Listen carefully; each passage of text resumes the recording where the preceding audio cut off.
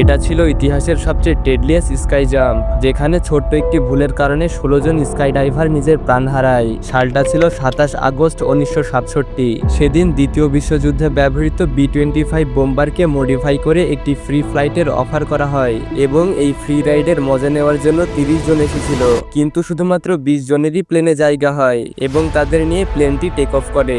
এই 20 জনের মধ্যে 18 জনকে এয়ারপোর্টের উপর 20,000 ফুট উচ্চতায় ড্রপ করার কথা ছিল এবং বাকি 2 জনকে 30,000 ফুট উচ্চতায় ছাড়ার কথা ছিল, কিন্তু ভুলবশত কন্ট্রোল টাওয়ার থেকে পাইলটের কাছে ভুল লোকেশন চলে যায় এবং এই ভুলের কারণে পাইলট তাদের এয়ারপোর্টের উপর ড্রপ না করে লেক ইরির উপরে ড্রপ করে দেয়। এরপরে যা ঘটার তাই ঘটলো।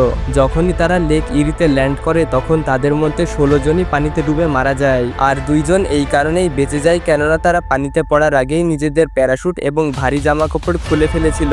আর এই কাজটি করার কারণেই সেই 2 জন রেস্কিউ টিম আসা পর্যন্ত কোনো মতে পানিতে ভেসেছিল এবং শেষ পর্যন্ত তারা প্রাণে বেঁচে যায়।